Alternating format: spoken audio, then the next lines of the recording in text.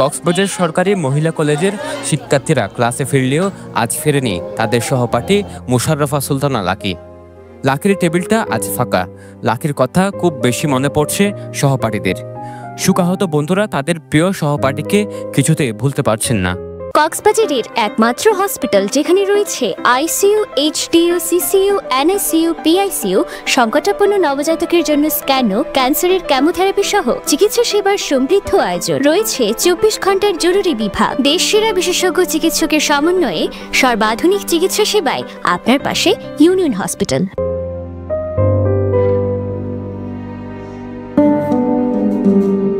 গত 8 এপ্রিল গভীর রাতে কক্সবাজার সদরের ঝিলংজা ইউনিয়নের খরুলিয়া মুন্সিরবিল এলাকায় নিজ বাসা থেকে লাকির ঝুলন্ত মরদেহ উদ্ধার করা হয়।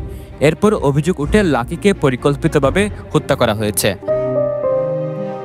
লাকির পরিবার দাবি করেন খরুলিয়ার মুন্সিরবিল এলাকার উসমান ওরফে বাবু এই ঘটনার সাথে জড়িত। রবিবার দুপুরে কক্সবাজার সরকারি মহিলা কলেজের গেটের সামনে দাঁড়িয়ে সহপাঠীরা লাকি হত্যাকাণ্ডের বিচার চান। শুধু শিক্ষার্থীরা নয়, এই ঘটনায় জড়িতদের বিচারের দাবি জানিয়েছেন কলেজের শিক্ষকেরাও। এই যে হত্যাকাণ্ডটা সংঘটিত হয়েছে, আমরা এই হত্যাকাণ্ডের সুষ্ঠু তদন্তপূর্বক আমি আমার কলেজের পক্ষ থেকে, আমার ডিপার্টমেন্টের পক্ষ থেকে, আমার ব্যবসা শিক্ষা বিভাগের পক্ষ থেকে, আমাদের কলেজ প্রশাসনের পক্ষ থেকে জোর দাবি জানাবো প্রশাসনের কাছ থেকে দ্রুত এটা আমরা 48 ঘন্টার ভিতরে বলতে গেলে আমরা এটা একটা দ্রুত প্রতিবেদন, তদন্ত সহকারে আমরা প্রতিবেদন চাচ্ছি। আমাদের অনেক মিস করি, অনেক আনন্দ ছিল। আমরা বাসার সময় ক্লাসে বসার সময় অনেক ভালো একটা মেয়ে ছিল। আমরা মানে ওর চেহারা কোনোদিন দেখি নাই। উনি অনেক পর্দাও করতো। উনি কালকে হয়তো বা এই ঘটনা আমার সাথেও হইতে পারে। এই জন্য আমরা এটা সুষ্ঠু বিচার চাই। আমাদের বন্ধুকে কে মারছে, কীভাবে মারছে, কেন মারছে আমরা কিছু জানি না। আমরা এটা সুন্দর করে একটা সুষ্ঠু বিচার চাই। সময়টা অনেক সুন্দর ছিল, অনেক ভালো একটা মেয়ে, অনেক পর্দা করত। আর ওকে যে কিভাবে খুন করা হয়েছে, কেন করা হয়েছে, আমরা তার সুস্থ বিচার চাই। বাড়ির ভিতরে হয়েছে, যেখানে বাড়ির মধ্যেই আমরা নিরাপদ ফিল করছি না, তাহলে আমরা বাইরে কিভাবে নিরাপদ ফিল করব?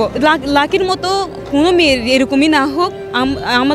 আমি যে বোন হারাইছি সেই রকম কষ্ট কারোই আর না হোক। একই সাথে রোববার সকালে লাকি হত্যার মানববন্ধন করে খরুলিয়ার সর্বস্তরের মানুষ। ও সময় সেখানে উপস্থিত ছিলেন বিভিন্ন রাজনৈতিক দলের নেতাকর্মী সহ স্কুল শিক্ষার্থীরা। লাকির মরদেহ উদ্ধারের ঘটনায় মামলা নিতে গড়িমসির অভিযোগ উঠে পুলিশের বিরুদ্ধে। বিষয়টি রোববার আইনশৃঙ্খলা কমিটির সভায় উপস্থিত সকলের নজরে আনেন বৈষম্য বিরোধী ছাত্র আন্দোলনের প্রতিনিধি রিয়াদ মনি।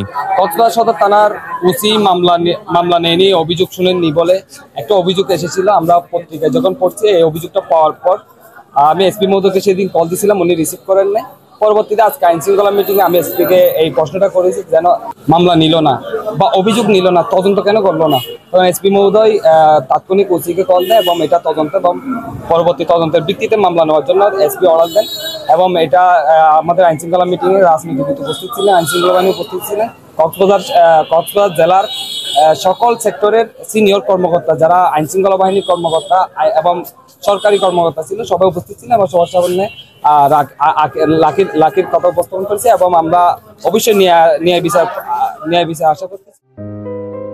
কলেজ ছাত্রী লাকির মৃত্যুর পেছনের আসল রহস্য উদ্ঘাটনে প্রশাসনের সহযোগিতা চেয়েছেন সর্বস্তরের মানুষ। সরওয়ার সাকিব, পেরুয়া নিউজ।